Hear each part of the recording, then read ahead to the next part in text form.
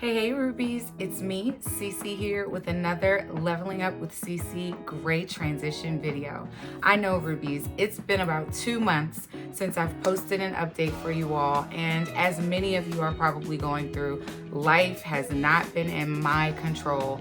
I want to stop first and dedicate this video to my sweet, sweet baby Nemo. That is my kitty. I had him for 20 years and he recently left me in 22. So I'd like to take a minute just to show him, spotlight him, and for any of you pet lovers, hug your kitty, hug your dog, hug your bird, whatever pet you have, because you never know when that might be the last hug. So, with that being said, Rubies, I'm here with a 15-month update. Thank you all so much for the love you've been showing, even though I haven't been posting a lot of videos. I see my subscriptions have gone up, so thank you so much. And if you have not done so already and you are new to the channel, go ahead and hit that subscribe right now. So Rubies, over the last 15 months, I have really been noticing a change in how my gray hair retains moisture.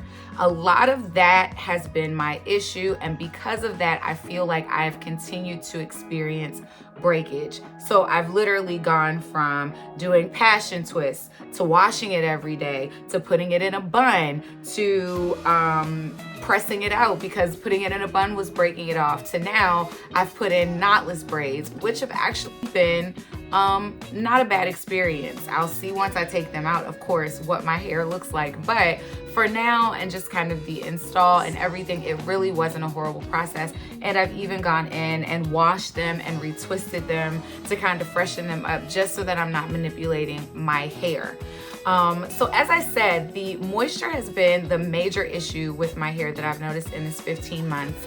And I am completely natural. There is no perm in my hair at all. I actually stopped perming my hair the year before I had my youngest daughter, who is now 7 years old. And since then, I've been completely cutting. So all of that hair is gone, even though my hair is still pretty heat damaged on this side of my head, but I'm completely natural, and I really love for hair to move. And when you have a wrap and you unwrap it, like I love for the wind to blow your hair. I can't stand the wraps that kind of just stay still, which is why I tend to totally stay away from heavy oils or anything like that. I might put a shine spray on my hand and then rake it through my hair. So I really was on the hunt for a hair product that would moisturize my hair, but not leave it feeling heavy and greasy. And Rubies, I have not been able to find that product at all. So while doing some research about these products, I kept seeing the words low porosity and high porosity. So, you know me, I'm not a professional hairdresser. I am not a cosmetologist, nor do I know anything really about hair. I'm just talking to you all about things that I'm trying out. I've looked up this word porosity and found out that porosity is basically your hair's ability to retain moisture. Some of us have low porosity hair, some of us have high porosity hair, and then some of us even have that normal porosity hair. So I'm going to break down each one of these based on the research that I've found, and I'm actually going to read it directly from the website, and then I'll link the link below. So low porosity hair basically means that your hair does not easily allow moisture in. Does not. So if you're putting products on your hair and it seems like the product is like staying on the top of your hair but not going in, you probably have low porosity hair. High porosity hair would be the complete opposite of that. This means that your hair has an amazing ability to absorb in all of those moisture-rich products into your hair, helping to retain moisture in your hair and not on your hair. And then, of course, normal porosity hair is not low or high. It basically is the perfect balance to retain moisture. So most of us will probably experience the high or the low spectrum, but I actually found a test that you can do to test the porosity of your hair at home, and you can do it right now if you like. So all you'll need for this test is a glass, water, and a clean strand of your hair. Okay, Rubies, so let's get into this test. In order to do this test, you will take your glass and fill it with water. After you fill your glass with water, place it on a hard level surface, and then place a strand of that clean, product-free hair in the water. Now, you want to let this piece of hair sit in the water for about 10 minutes.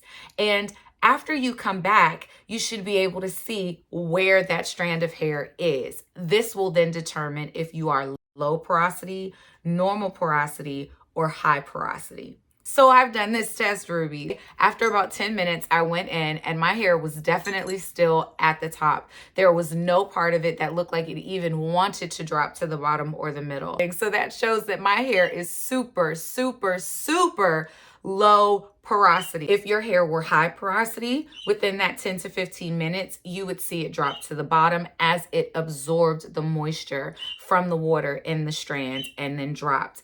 If it were normal porosity, it will definitely stay at about the middle. So because I have low porosity hair, and I now know that, I was starting to do some research just on some of the shampoos or conditioners that I should be using that would help my hair retain moisture and have that beautiful silky, silk press when I wash my hair again once I take these out without having to worry about breakage, but it also being moisturized without looking greasy or oily. And please share your comments. What porosity hair do you all have? And depending on that porosity, what products are you using? This is Camille Rose, and this is basically a rice milk and macadamia oil moisture milk that I've been using. And then this, as you can see, I've basically used all of it, is their Moroccan pear and cherry kernel oil conditioning custard.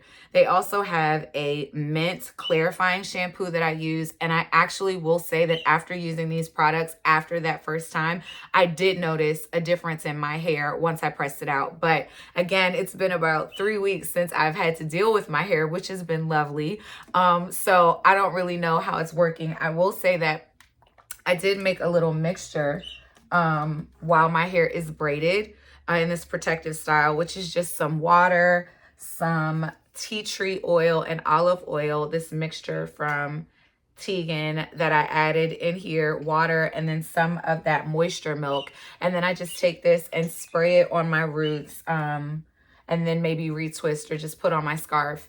And I spray that on my hair just to ensure that I'm keeping moisture in. Even though this is a protective style, I don't want for it to be dried out. The point is so that it gets a break and maybe grows a little bit for me. So that is my 15-month update. I want to know, how was the glass water test for you all? If you've done it before, if you haven't, try it out. Let me know what porosity hair you all have and what products you're using. I hope that you're staying focused, not letting anyone take you away from your gray hair journey. You are beautiful, Rubies. I'm so excited for 2022. Remember, if you have not done so already, hit that subscribe and hit that like on this video, and I will see you all again very, very soon. Remember, Rubies, do something kind today.